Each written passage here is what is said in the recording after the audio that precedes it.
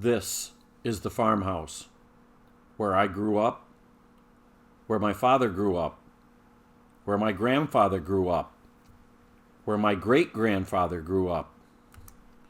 The main house was built in 1860.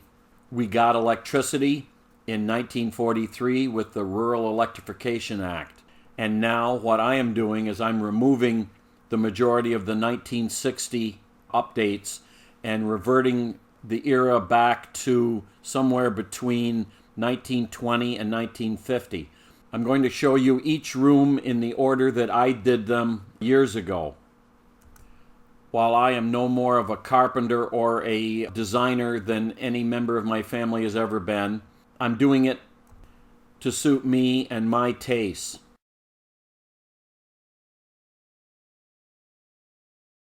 If you remember back in chapter 13 of the bathroom renovation, we had some space between the sink and the window wall. And we wanted a little cabinet to go there, but we couldn't find anything that would fit. And I happened to be at an auction, and there was this little cabinet setting in the rain. And when it came up for bid, nobody would bid on it. And the auctioneer goes, $1, anybody. So I raised my hand and I bought it for $1. And because of the condition of it and the color, it got named the Green Ugly. And as we scroll through some images of the cabinet as I received it, you'll see why it was called the Green Ugly. And of course, to make matters worse, I thought it looked like it would fit, except I didn't have a tape measure with me, nor did I know the exact measurement at that time. So we got it, and it would not fit. So I got the idea to take it, cut it in half, and then chop out a little section in the middle, pocket screw it back together, and make it fit. Because you can make anything fit anything if you have a big enough hammer. So we started by taking the porcelain top off, and as you can see, the drawer had a little mouse hole in it.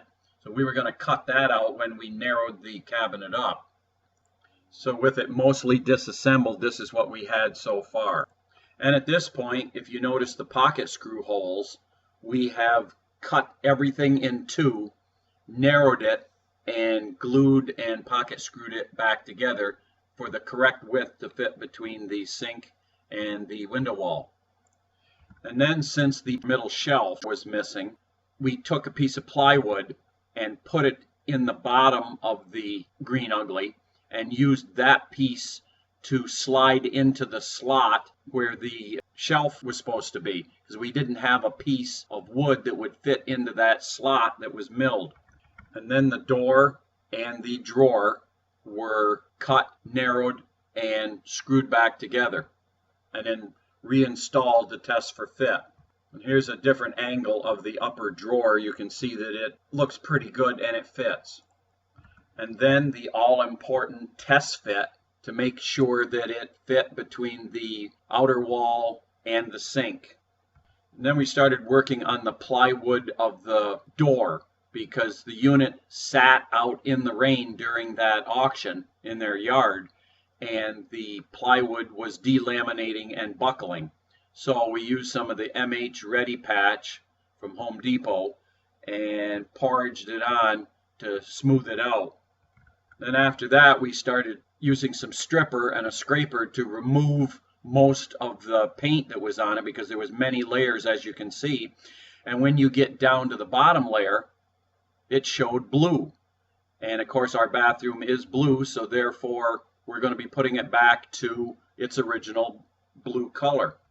But since we had narrowed the cabinet to fit, the original top, the porcelain metal top, could not fit. So we took some 3/4 plywood and a piece of 1x4 and built a wooden top just the way we did in the kitchen.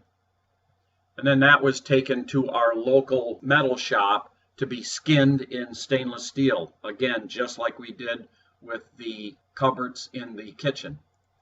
And then it was time for priming the entire box and then painting the inside white. and then painting the outer side of the box in our reproduced Regency blue. And you'll see at this time we've gotten the stainless top back. It's still got its protective white covering on it. And then we acquired an original porcelain knob that went on the drawer so that it would be period. It's beginning to look really good. And here is the stainless top with the protective plastic cover removed. And that's looking really good. And then with the door and hardware put on, we slid it into position and it matches the sink exactly. And the stainless is period for the 50s. And we're thinking that our $1 green ugly was a buy. But then we had our first oops when we tried to fill it with the things that we wanted to put in there. That, as you can see, we had to raise the middle shelf because the modern containers for the things we were using are taller than the original position. So we took a couple pieces of 2x4 that we cut down and then ran it through the table saw to get the groove and raised the shelf up so that our taller bottles and containers would fit in. And then that raised section had to be painted to match, and then we filled it and proclaimed it good. And that is how we took the green ugly and turned it into our bathroom cabinet.